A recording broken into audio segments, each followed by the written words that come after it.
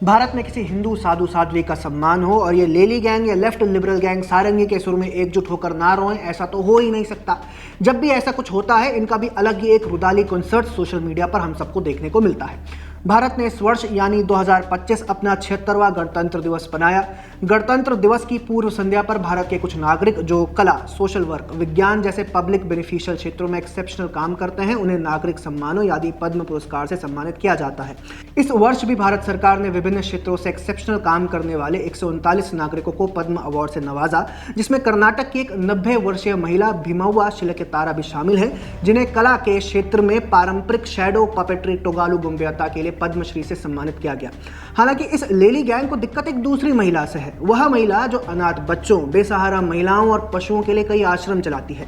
इस वर्ष भारत सरकार ने साध्वी ऋतंभरा के एक्सेप्शनल सोशल वर्क के लिए उन्हें पद्म भूषण से सम्मानित किया। फिर क्या था, एक्स पर एक खास कॉन्सर्ट शुरू हुआ। लेली प्रेजेंट्स दी रुदाली कॉन्सर्ट फीचरिंग पद्मश्री राजदीप सरदेसाई, जिन्हें उनके एक्सेप्शनल जर्नलिज्म के लिए कांग्रेस सरकार ने पद्मश्री से नवाजा था। वे आज सवाल उठा रहे हैं कि साध्वी ऋतंभरा, जिन पर अयोध्या में विवादित ढांचे जिसे बाबरी मस्जिद भी कहते थे के खिलाफ जो मुहिम चली थी, उसे लीड करने और हेट स्पीच देकर जनता को भड़काने के आरोप लगाए थे। राजदीप को आश्चर्य होता है कि कोई क्या कहे। 75 साल गए देश बनाने में, and this is now the making of a new Republic. ये जिन 75 सालों की बात कर रहे हैं, उस पर मैं सर्कल बैक जरूर करूंगा, लेकिन कुछ और परफॉर्मेंसेस देख लेते हैं इन्हीं के लेली बैंडमेट्स द्वारा। विजेता सिंह, द हिंदू पब्लिकेशंस के तो नाम में ही आयरनी है कि डिप्टी एडिटर पॉइंट आउट करती है कि भारत सरकार ने उन साध्वी को सम्मानित किया जिन्होंने विवादित ढांचे के डेमोलिशन में हिस्सा लिया था और जिन पर सीबीआई ने क्रिमिनल केस भी दर्ज किया था। साथ ही राणा अय्यूब भी स्पेशल परफॉर्मेंस में आई थी। वहीं इनके सरदार रह चुके प्रशांत भूषण जी कहते हैं कि the Padma awards have degenerated to a political farce under the Modi regime, यानी मोदी सरकार में पद्म अवार्ड एक राजनीतिक हथकंडा बनकर रह गया है। Thank you Prashant Bhushan ji for saying this and making my work quite easy. बस आपने एक छोटी सी गलती कर दी। मोदी रेजिम की जगह शायद आप कांग्रेस रेजिम लिखना चाह रहे होंगे। हो जाती है गलती यार, उम्र भी तो हो गई है।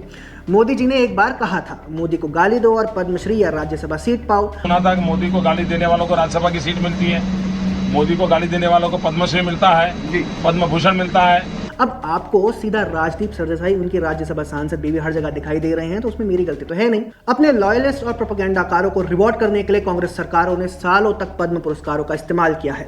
फिर वो गुजरात राइट्स में झूठी कहानी गढ़, चिताओं पर प्रोपेगेंडा की रोटी सेकने वाली तीस्ता सी तलवार हो, जिन्हें कांग्रेस ने 2007 में पद्मश्री गिफ्ट कर दिए, या कारगिल युद्ध के समय सैटेलाइट फोन जो पाकिस्तान द्वारा ट्रैकेबल था, वो लेकर फौज के बीच घूमती बरखा दत्त हो, या 26/11 हमलों में एटीएस के सारे ऑपरेशंस टीवी पर लाइव ब्रॉडकास्ट करना, रेडियो टेप्स कौन भूल सकता है। इन सब की जिम्मेदार बरखा दत्त को भी कांग्रेस ने पद्मश्री से नवाजा था। ग्राहम स्टेन्स, जिन पर आरोप थे कि वे मासूम हिंदुओं का जबरन धर्म परिवर्तन करवा रहे थे। यूएस के बिजनेसमैन संत सिंह चटवाल, जिन पर सीबीआई ने फ्रॉड के केस कर रखे थे और साथ ही यूएस में भी उन पे केस चल रहे थे। शेखर गुप्ता जैसे लोगों को कांग्रेस ने अपनी राजनीति बढ़ाने के लिए पद्म अवार्ड्स गिफ्ट किए थे। जितना इन्वॉल्वमेंट इसमें कांग्रेस का था, उतना ही होलियर देन दो एटीट्यूड रखने वाले लेली रुदालियों का है। ये जिन साध्वी को टारगेट कर रहे हैं, क्या उनका सोशल वर्क इन्होंने कभी देखा है? वृंदावन धाम में स्थित वात्सल्य ग्राम आश्रम की शुरुआत साध्वी ऋतंभरा ने साल 2001 में की थी। एक ऐसा एनजीओ जो अनाथ बच्चों, बेसहारा महिलाओं और पशुओं की देखभाल करता है। इतना ही नहीं, वात्सल्य ग्राम में गरीब बच्चों की शिक्षा से लेकर स्वास्थ्य, वोकेशनल ट्रेनिंग, स्पेशल नीड सबका ख्याल रखा जाता है। राम जन्मभूमि मूवमेंट में 25-30 वर्ष की साध्वी का इतना बड़ा रोल, ऐसा शायद कभी किसी ने सोचा हो, लेकिन अपने बेबाक अंदाज में साध्वी ने हिंदू एकता का प्रचार हमेशा से ही किया है। आज जिस साध्वी पर ये सवाल उठा रहे हैं, उनमें केवल देश में ही नहीं बल्कि विदेशों में भी उन्हें काफी सम्मानित किया जा चुका है। साथ ही उनके वात्सल्य धाम संस्था का नाम golden book of world records में अपने सोशल सिस्टम के लिए भी दर्ज है। इन्हें टारगेट करना जैसे लेली गैंग के लिए कंपल्शन है, क्योंकि ये उनकी घृणा हैंडबुक के सारे बॉक्सेस टिक करती है। हिंदू हैं, साध्वी हैं, हिंदुओं के उत्थान के लिए काम करती हैं, अपने धर्म की रक्षा करती हैं और खासकर भगवा चोला ओढ़कर चलती हैं। फिर क्या फर्क पड़ता है कि इन्होंने हजारों महिलाओं और बच्चों के लिए कितना काम किया है, इनके मालिकों के लिए तो नहीं किया ना।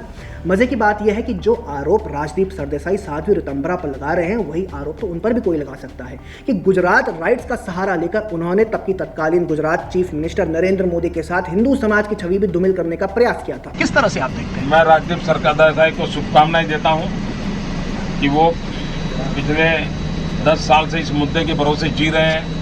इसी मुद्दे के भरोसे सुनना पड़ेगा भाई जी, बिल्कुल इसी मुद्दे के भरोसे उनकी रोजी रोटी चलती है। हाँ, ये बात और है कि लगातार प्रयास करके भी वे सफल नहीं रहे, क्योंकि मैन्युफैक्चर्ड प्रोपेगेंडा की भी एक एक्सपायरी डेट होती है। खैर, इनका रुदाली कॉन्सर्ट तो यूं ही फ्री में चलता रहता है। आप देखते रहिए द पैम्फलेट।